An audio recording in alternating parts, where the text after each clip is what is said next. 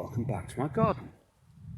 Another week's gone by, rolled on rather nicely, and it's time for a video. During the week I was watching a chess YouTube channel, Power Chess, run by Grandmaster Daniel King, London Grandmaster. Very, very good quality content. But he happened to mention something from the world of football, which really resonated with me, and actually with the place I found myself in, psychologically speaking, during the week.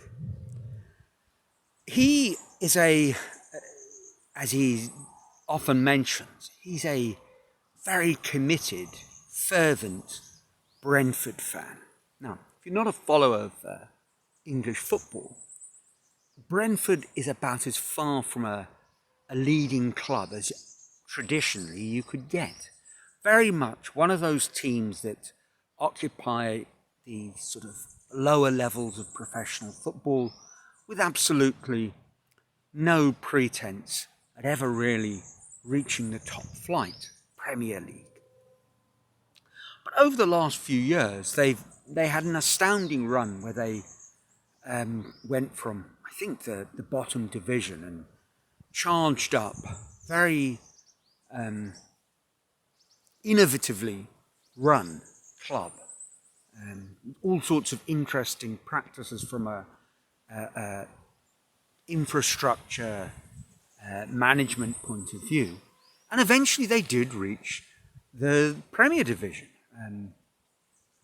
This in part because of, as I say, they're a fantastically well-run club, but also because they have a really interesting manager. And this was what Danny King was talking about on his chess channel. I can't remember why, actually. No, it doesn't matter. But he mentioned the manager, Thomas Frank. Thomas Frank's a European gentleman who came into football management not from the world of, or the ranks of professional football, but as a sports psychologist, a completely different route into it.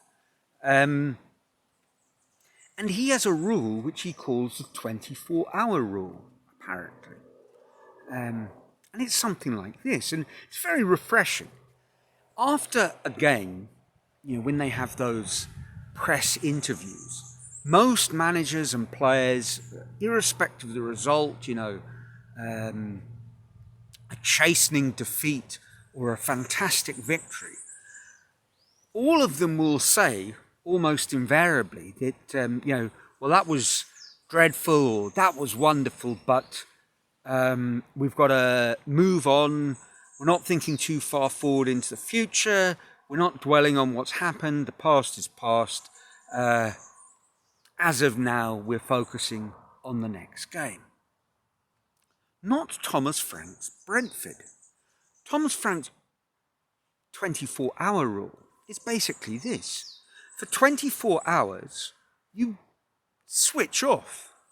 You basically feel your way through whatever emotions, whatever reactions you're having to the result. It might have been a good result, it might have been a bad result, but you feel it for 24 hours. 24 hours later, you're back on the training ground, you pick it apart objectively where there are lessons that need to be learned, and you get ready for the next game. But for 24 hours, if you've had a fantastic victory, you enjoy the feeling of a fantastic victory. And if you've had a sort of mind-warping defeat, well, you deal with that. You don't ignore it. You don't wipe it from your mind. You make peace with it and then move on 24 hours later. Now, I heard Daniel King talking about this literally during the week when I was sort of feeling the same sort of thing.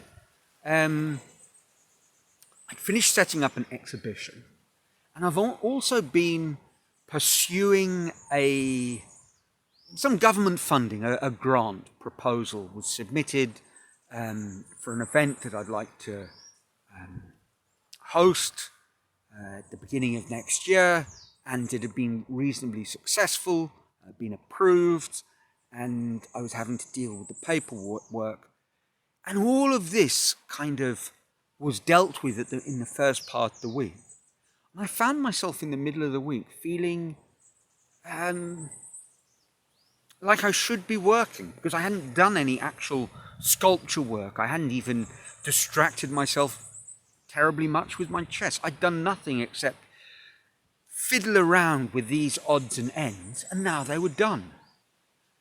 And I listened to this video and I thought, there's some really good wisdom in it for me. This is the moment not to immediately just get back in the arena. Actually, this is the moment to take stock of everything, make peace with it, celebrate, feel comfortable, and then move on.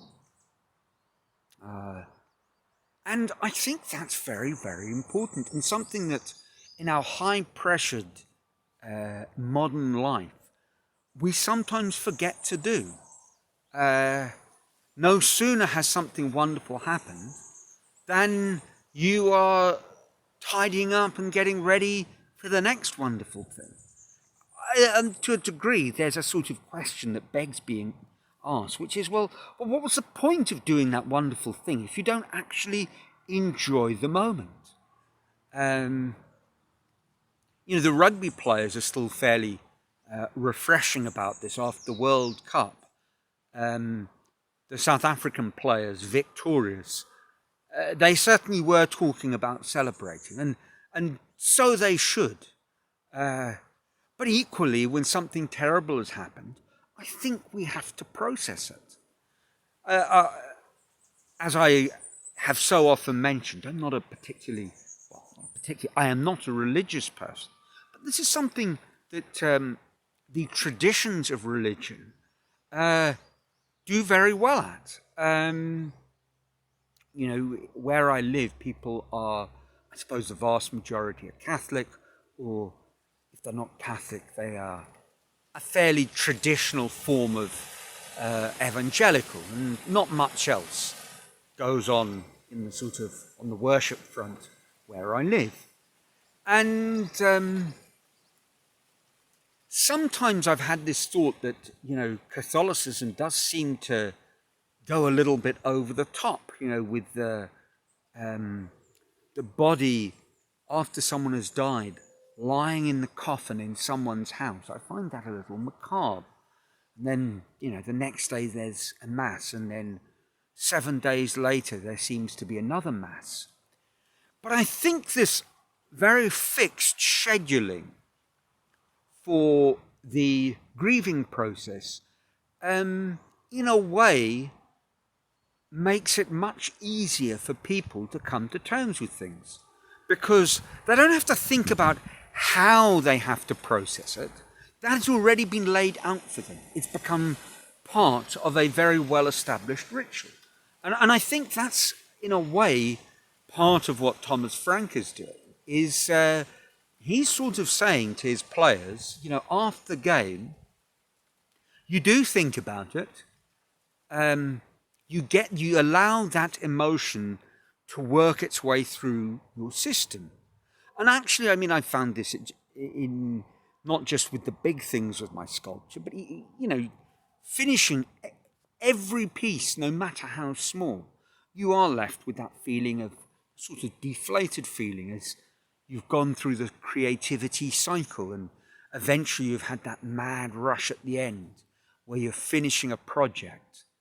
And at the moment that you finally say, this is done, it doesn't matter how long it's taken, you feel kind of spent. And you're not necessarily spent in a literal physical sort of way, but your mind is kind of switched over. And at that point, a whole new set of chemicals, I'm not a neuroscientist, are released, and the ones that have been sloshing around, adrenaline, whatever, the sort of stress-related hormones in the final phase of whatever it is that you're doing, well, they have to filter through, they have to wash out. If you're doing something more physical, on a very physiological level, the sort of lactic acid buildup, well, that has to, you have to go through a cycle, a process to get your body back to its sort of phase of homeostasis. I think that's the right word. I may be wrong. But that position of equilibrium, whether it's a kind of mental, brain, chemical equilibrium, or whether it's physiological after some kind of physically stressful endeavor, you need to come back to that sort of level point. And then you start again. Now, the value, I think, and this was what really struck me by thoughts provoked after listening to Danny King and Thomas Frank's 24-hour rule, the value of making it part of a sort of a structured process, a ritual, is that you don't have to start asking questions about how long that phase needs to last. And certainly we've all seen those very tragic situations, I'm sure, where someone is grieving and they just can't find their way out of the grief phase that they're trapped in. And if you stay long in a particular altered state for too long, eventually it becomes difficult to find your way out. And that's where the strength of having some kind of ritual process, that's its great benefit, I think. Because you've removed thought from the equation, you simply do something and you make a decision on a sort of automatic, sort of subconscious level that when that ritual is over, okay, now I'm going to get back to work. And you accept that fact. Whether it's get back to work after something good or something bad or whatever it might be. So it's been a bit of a funny old week for me where I've lost my way in terms of the routine, and then this video really brought home to me, and that's fine.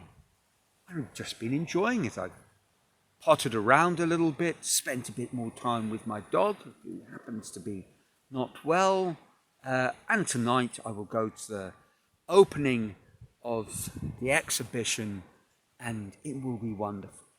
Tomorrow morning, I will get on with the job.